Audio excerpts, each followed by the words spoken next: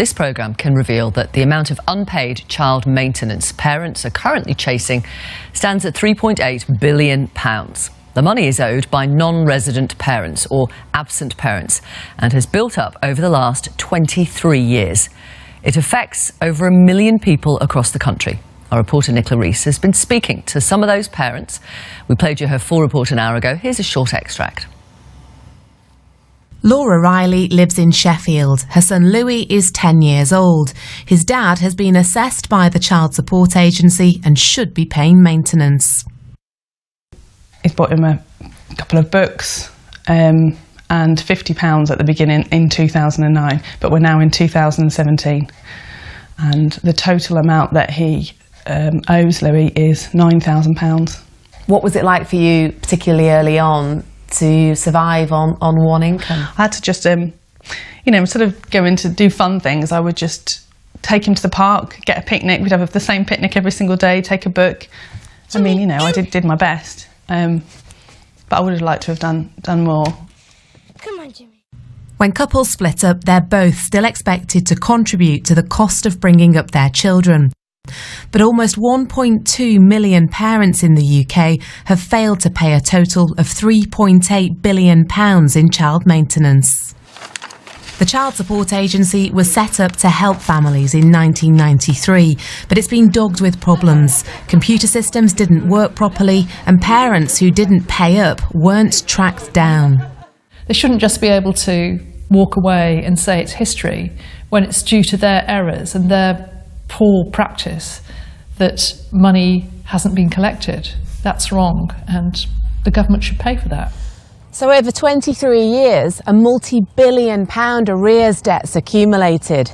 It's money that should have been available for children. I'll just pop you on hold a moment and I'll keep you too long, thank you.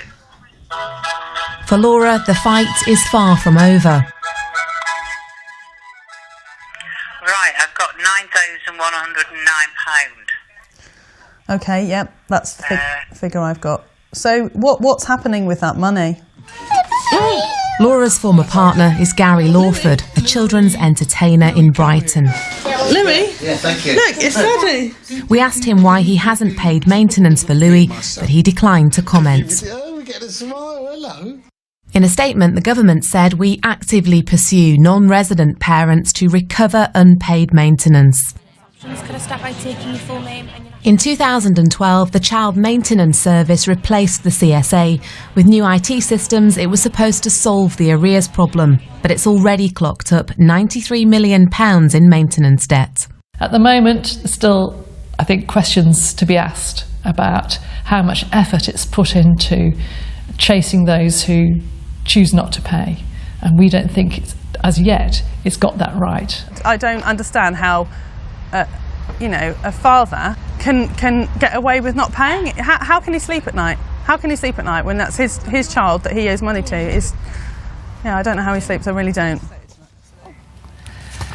If your ex isn't paying child maintenance, do get in touch. Your experiences, inform our conversation. As you'd expect, we asked the Department for Work and Pensions for a comment. They said they wouldn't be interviewed, but they gave us a statement which is about ensuring that all children get the maintenance that they deserve. Let's talk to Heather, a mum who spent 6 years chasing almost £3,000 in child maintenance arrears for her daughter. We're not using her surname on her request. Conservative MP Heidi Allen is here, part of a group of MPs who've been investigating child maintenance arrears. Their report is due out next week-ish. Janet Alberson from the single-parent charity Gingerbread, and Michael Lefkovich, who is from the charity Families Need Fathers. Welcome, all of you. Heather, hello. It's taken 6 years, and even though your ex is now paying maintenance each month, you're still fighting for the arrears. What's it been like trying to get that money? It's been horrendous. I've had to chase. I've had to do all the chasing. I've had to do all the investigating. I've had to get my MP involved to assist, because the Child Support Agency wouldn't do anything about it. They wouldn't, because he's self-employed. They would only go on what he was telling them that he was earning, and I was obviously convinced that he was earning more money, and I wanted them to carry out a financial investigation, but they wouldn't do it. So after a year of chasing them, I had to get my MP involved, who wrote a letter to them, and then they did carry out a financial investigation and found that he had more money in his bank account than he was declaring. He was allowed to appeal, and we went to a tribunal, and the tribunal dismissed his appeal and awarded me, well, my daughter, the sum that the CSA had said that he owed. Right. And on top of that, I'd already swapped over to the child maintenance service, and obviously I had to get them to recalculate the payment that you should have been making from them once we got the figures correct for his earnings. And at first they said they wouldn't backdate those arrears to the start of my claim. So again, I got my MP involved, who wrote to them again, and they then agreed to backdate them, which is why we've got the arrears that we've got now. But they will not do anything to force him to pay the arrears. They say that their objective is to get a regular maintenance payment, but the arrears come second, and they do have a priority in how they collect the money. And their fees, their 4% charge that I pay, is more important to them and higher in their priorities than my arrears from 2011. OK, Janet, do you think the child maintenance service is any better than what went before the child support agency? We're very worried that it's taking the same approach, which is to say, as long as you pay something, that's good enough. They seem very slow, very lethargic to really take action to collect back money that's owed for children. And that creates a real hole in single parents' budgets. There's bills they can't pay, their savings get run down. That debt really matters. It's not just paying money this week and promising to do it in future. It's all the money you owe from the past, and we think they should be doing a lot more to collect that. OK, well, we'll talk to Heidi Allen about how they can do that in a moment. Michael, on behalf of fathers, what are the dads who are paying child maintenance saying to you about how they're treated?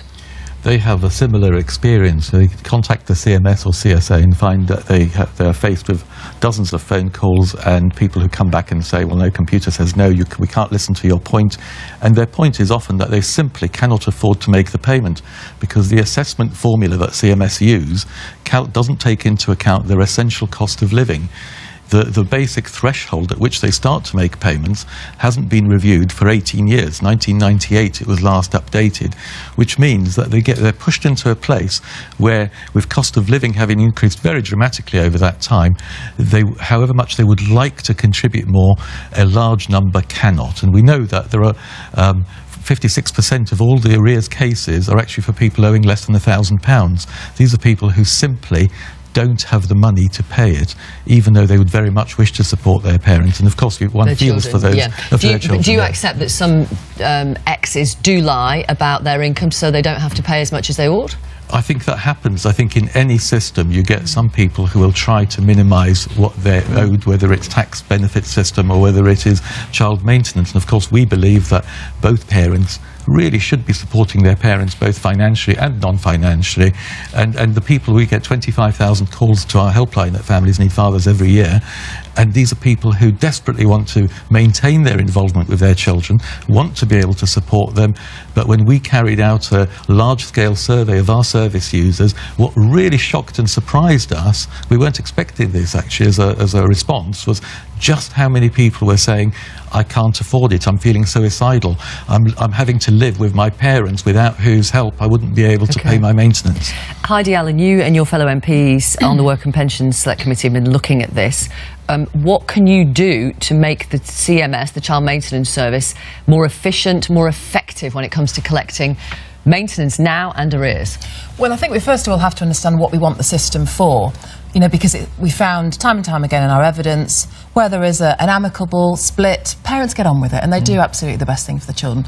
So if the government's going to have a system, because at the end of the day when these arrears aren't collected and, you know, the real issue is self-employment, I'm self-employed, declared earnings, this is fraud to HMRC. So from that point of view, you know, the government does have a role, I believe, also to keep these mums in employment, not claiming benefits. They should be out there, so it's a double cost to the taxpayer.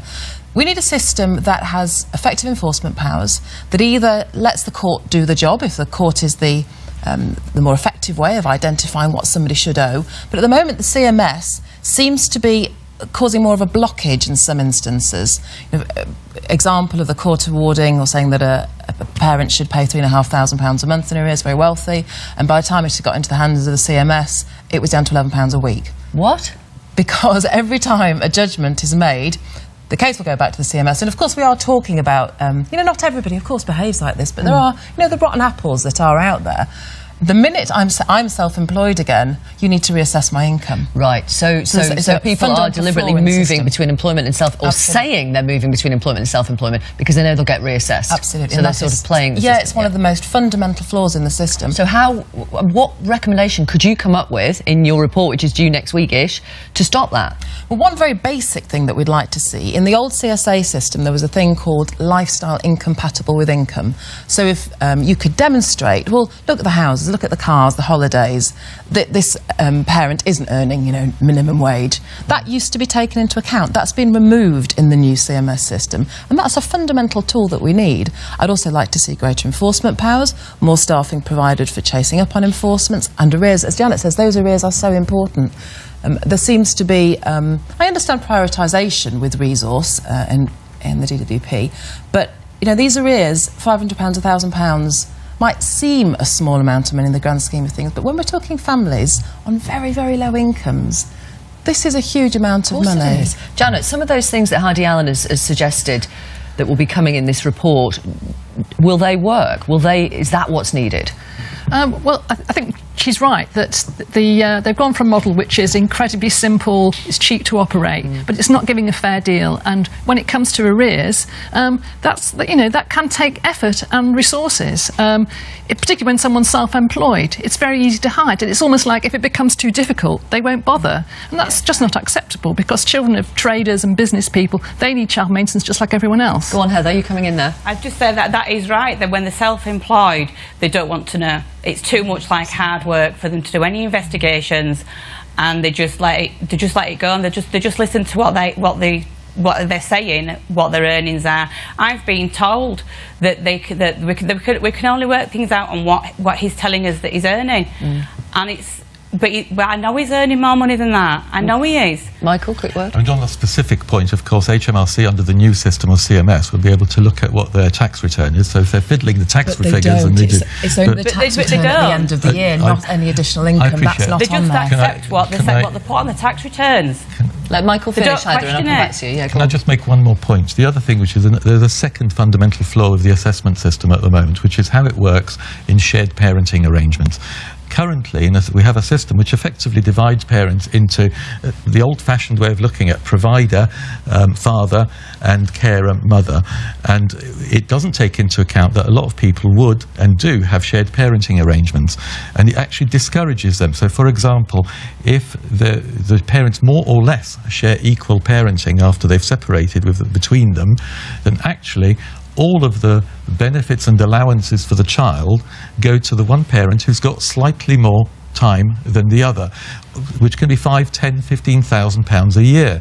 They will, on top of that, be expected to make child maintenance payments. So although they're both caring for their child and giving all their love and attention and care, as well as practical physical care for their children, the formula actually doesn't reflect it. It undermines the principles of the 2014 Children Family Act, which encourages shared parenting. It actually obstructs it. Let me read these messages from people watching around the country. Michelle has emailed to say, my children's father has religiously paid maintenance for our 3 children for the past 13 years. Every month he's contributed 50 quid to provide for all 3. He's a self-employed painter and decorator, and according to his accountant, he earns 200 quid a month. This isn't true. Historically, I've spent hours asking government authorities for help. They, the CSA and the tax office, advised me to investigate him and provide evidence, as they were not resourced to do so. My children's father and the government have let us down. Grace says, I never received a penny towards the cost of bringing up my 2 children. Their father could afford new cars and frequent holidays, while we were watching every penny and buying from discount shops and second-hand shops.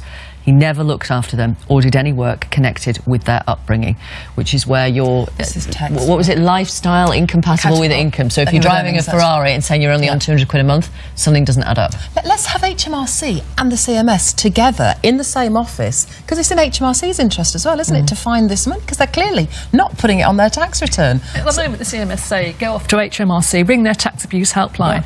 But we've had people ringing us say they've rung the abuse helpline, Yes. and the guy on the end of the phone has said, what do you expect us to do about it? We're getting inundated with calls from ex-partners demanding that we investigate income. We haven't got the resources. And the trouble is, unless, HMRC work by the biggest bang for the buck, and these are small traders, small businessmen, they're just not a priority, and that means children are losing out. I'm going to leave it there, Michael. Sorry, I'm so sorry. But thank you so much, all of you. Thanks for coming on the programme. Cheers, Heather, as well. Thanks for your time this morning. We appreciate it.